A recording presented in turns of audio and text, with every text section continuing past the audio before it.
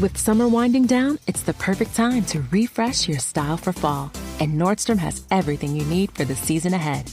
Discover top brands like Free People, Favorite Daughter, Reformation, Mother, and Veronica Beard. Plus, the latest trends, everyday essentials, and beauty must-haves you'll reach for again and again. It's easy, too, with free shipping, free returns, and in-store order pickup. Shop today, in stores and at Nordstrom.com. At Capella University, we believe accessible education can make a difference. That's why we offer scholarship opportunities to all eligible students. Un futuro diferente está más cerca de lo que crees con Capella University. Learn more at capella.edu.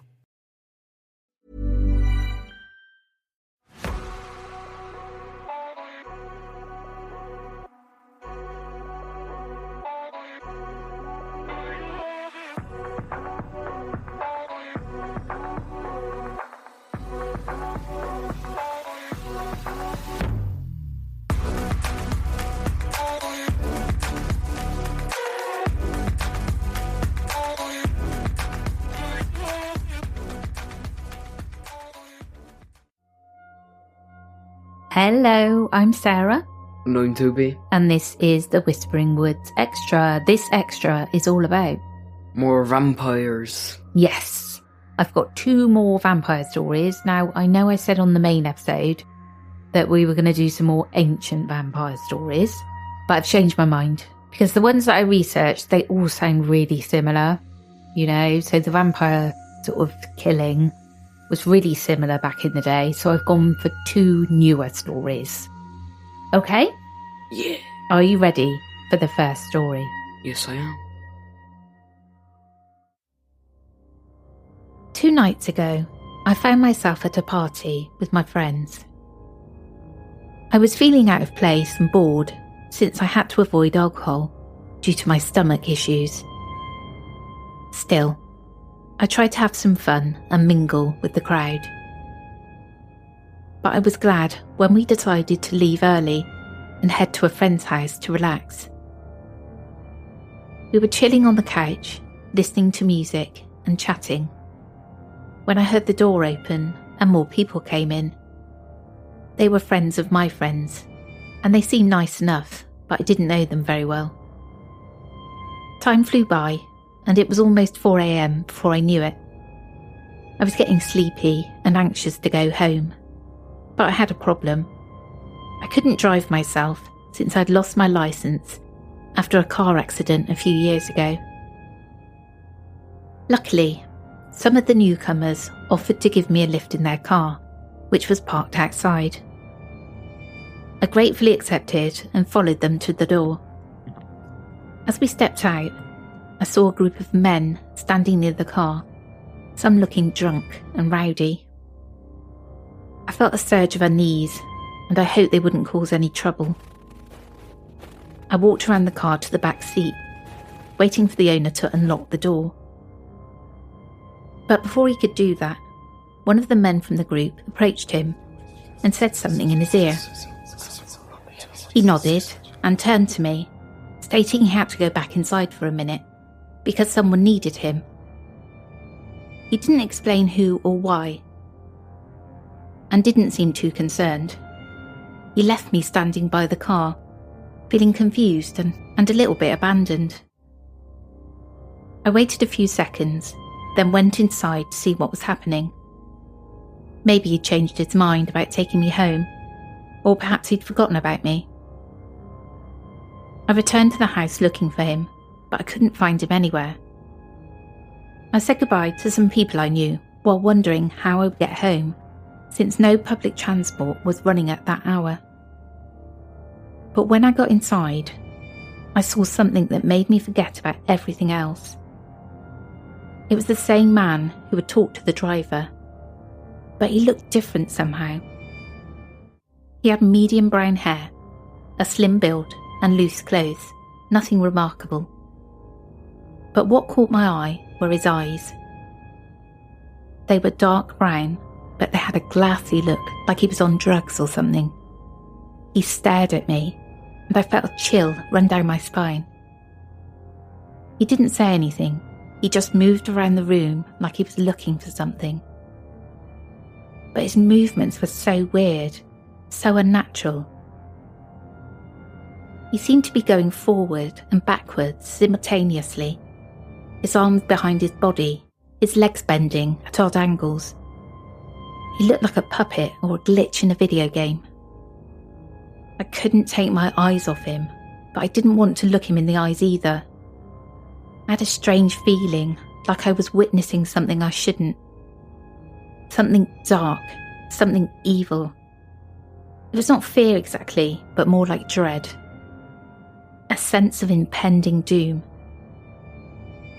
I'd felt something similar before when I saw someone die in a horrible accident. It was like my brain was trying to protect me from the trauma by shutting down some parts of itself. He kept looking at me as if he knew what I was feeling. He didn't speak, and no one else seemed to notice him. He just walked around the house like he owned the place.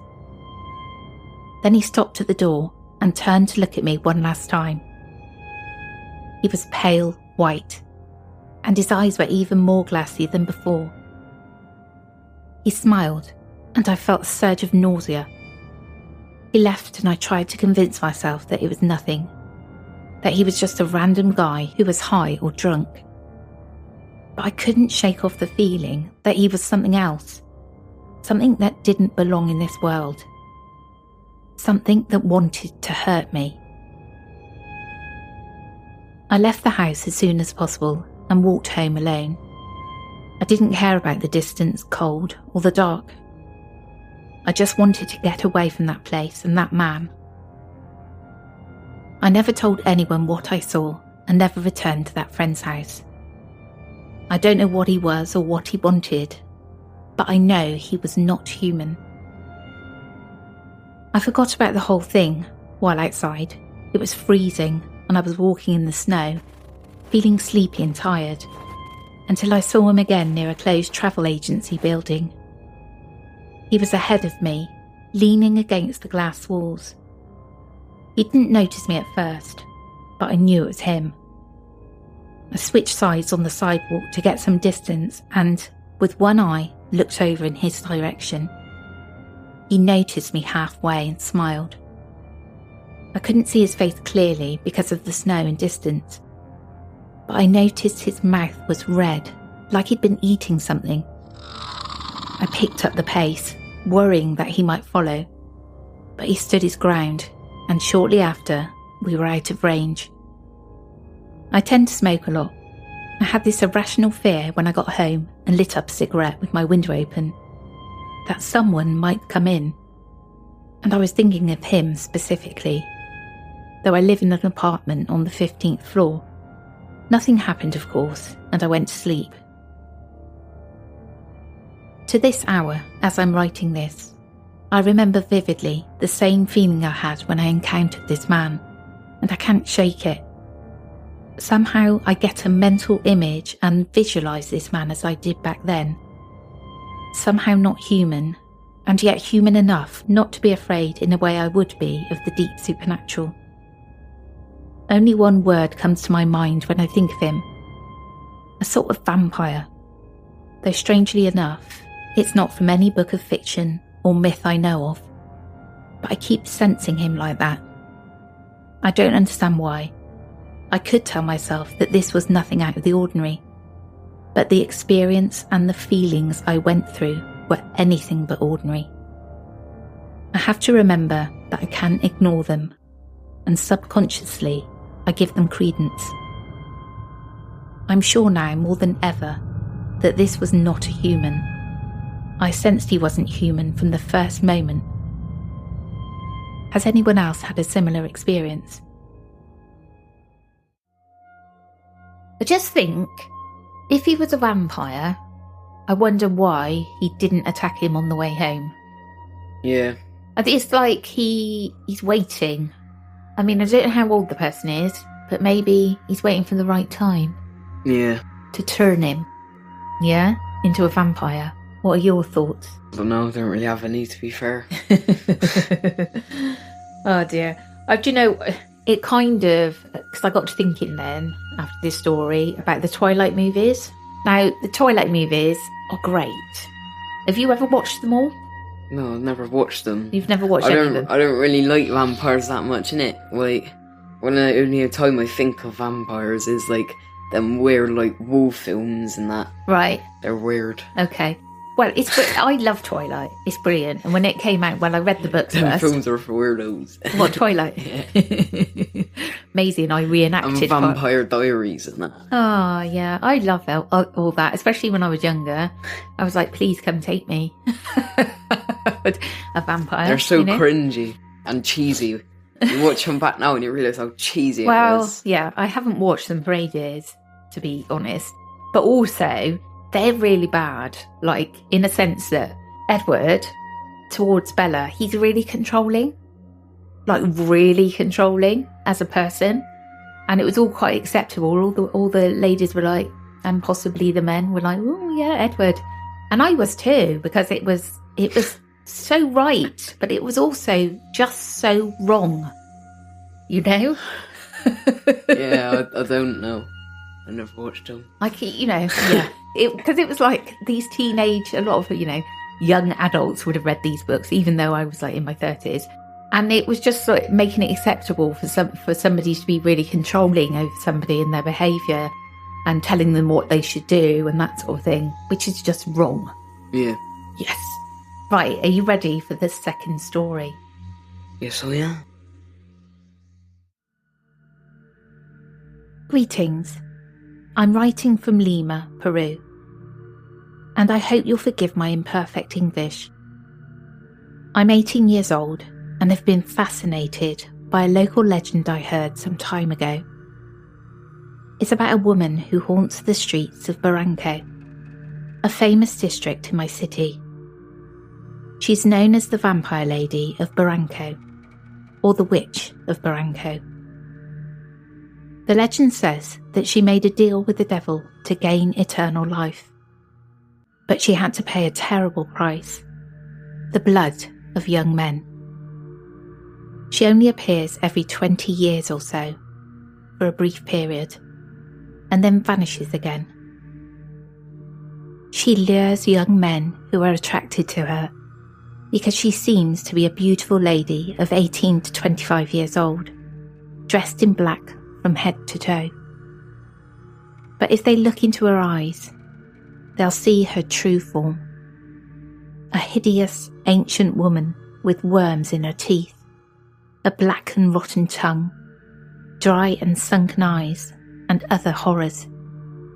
And that will be the last thing they ever see. Lately, there have been some mysterious deaths in the district. Several men have been found on the beaches with their throats slashed from ear to ear, and their bodies pale as ghosts, drained of blood. I was curious about this and did some research at the Central Library. I discovered that this had happened before many times. 20 years ago, 60 years ago, 80 years ago, 120 years ago. Always the same: men with no blood. All of them were between Barranco and Chorrillos, the neighbouring district. But I never thought that I would meet her. I was strolling with my friends near the plaza of Barranco, on our way to Larcomar, a shopping centre in Miraflores. Out of the crowd, a woman caught my eye. And this was not easy, considering that Barranco was a bohemian district full of eccentric people who dressed and acted strangely, trying to intimidate the foreigners. She was clad in black from head to toe. Her makeup was also black, contrasting with her pale skin. She walked past me, and I felt a chill as I tried to glimpse her face. She sensed my curiosity and turned away. I only saw her black lips and dark eyes, framed by her long hair that looked like a shroud. She was alone, and I wondered if she was a goth or something like that. Hours later, as I returned home with my friends, I saw her again. This time she was flirting with a man. But the thing is, I read the news today, and they found a corpse. It was him, the same man. Did I really see the vampire lady? This summer, Instacart is bringing back your favorites from 1999 with prices from 1999. That means 90s prices on juice pouches that ought to be respected, 90s prices on box mac and cheese, and 90s prices on ham, cheese, and cracker lunches. Enjoy all those throwbacks and more at throwback prices, only through Instacart. $4.72 maximum discount per $10 of eligible items. Limit one offer per order. Expires September 5th while supplies last. Discount based on CPI comparison. At Capella University, we believe accessible education can make a difference. That's why we offer scholarship opportunities to all eligible students. Un futuro diferente está más cerca de lo que crees con Capella University. Learn more at capella.edu.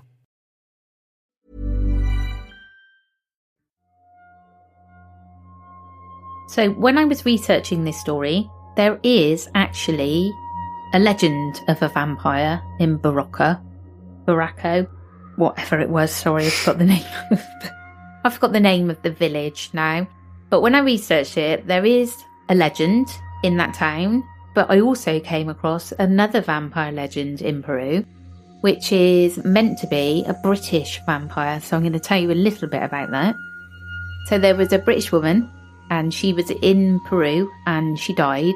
I think she did die of something like natural causes, but in the history, in the folklore, they killed her for being a witch, and they buried her, and apparently she cursed them and said that in 80 years' time she will rise from the grave to take her revenge. So in the year 80 years, so 1993, if my maths is right, because she was buried in 1913. They all camped out in Peru, not all, obviously, but loads of them camped out just in case she arose from the grave. Yeah. But she didn't, unfortunately. She's trying to scare him, Yeah, she just winded him up. She'll come out another time. But coincidentally, there was a massive earthquake in Peru in 2007, and hers was the only grave that survived the earthquake. Yeah. Interesting, isn't it? Yeah. I'm not sure that vampires can make earthquakes, though. No, I think it's more about all of the other graves were destroyed and disturbed, and hers was the only one left untouched by the earthquake. Yeah. I just call that luck, to be honest. Where's your imagination gone again, love? I don't like vampires. Okay. Alright, so we've had enough of vampires. Well, that's the end of this episode. I hope you enjoyed, and we'll catch up with you again soon. We will indeed. Take care, everyone. Goodbye. At Capella University, we believe accessible education can make a difference in people's lives. That's why we offer scholarship opportunities to all eligible students. Whether you're considering a bachelor's, master's, or doctoral degree, our teams will walk you through the process and help you get the savings you're eligible for. Furthering your education is an investment in yourself. Entonces, ¿qué estás esperando? Un futuro diferente está más cerca de lo que crees con Capella University. Learn more at capella.edu.